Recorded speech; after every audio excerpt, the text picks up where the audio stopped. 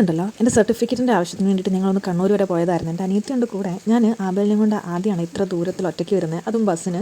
ഞങ്ങൾ ഉച്ചയ്ക്ക് ഒരു ഹോട്ടലൊക്കെ ഫുഡ് കഴിക്കാൻ കയറിയേ.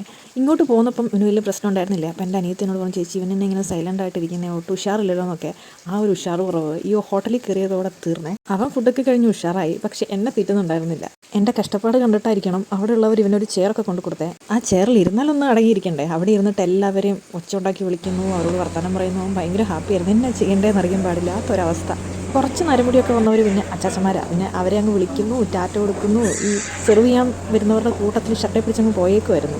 അവിടുത്തെ കുരുത്തക്കേടൊക്കെ കഴിഞ്ഞ് ഞങ്ങളിങ്ങനെ ഇറങ്ങിയേ. ഫുഡ് കുഴപ്പമില്ലായിരുന്നു, എന്തായാലും ഫുഡൊന്നും കഴിച്ചില്ല. ഒരമ്മയായതിനു ശേഷം എൻ്റെ ജീവിതത്തിൽ ഒരുപാട് മാറ്റങ്ങൾ ഞാൻ പോലും അറിയാതെ വന്നിട്ടുണ്ട്.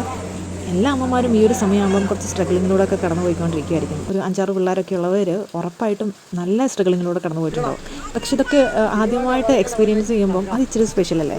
ആ ഒരു സമയമാണ് ഇപ്പോൾ. എന്തായാലും പോയ കാര്യം നേരെ വേണം നടന്നില്ല. പിന്നെ ഞങ്ങൾ ശ്രീനഗരത്ത് വന്ന് അതിൻ്റെ ഹോട്ടലൊക്കെ കയറി അവൻ്റെ ഡ്രസ്സൊക്കെ ഒന്ന് മാറിയിട്ട് ചെറിയ ഷോപ്പിങ്ങിന് വേണ്ടിയിട്ട് ഇറങ്ങിയേ. റോസ കൂടിയുള്ളത് എൻ്റെ ഭാഗ്യം. ഞാൻ ഓർക്കായിരുന്നു, ഞാൻ കോളേജിലൊക്കെ പഠിക്കുമ്പോൾ എനിക്കൊരു ഭ്രാന്ത് കയറുമ്പം ഒറ്റയ്ക്ക് പാട്ടൊക്കെ കേട്ട് മഴയത്ത് സൈഡ് സീറ്റിലിരുന്ന് പോകാൻ എനിക്ക് ഭയങ്കര ഇഷ്ടമായിരുന്നേ. അങ്ങനെ കണ്ണൂർ വരെ ഞാൻ വെറുതെ പോയിട്ട് വരുമായിരുന്നേ.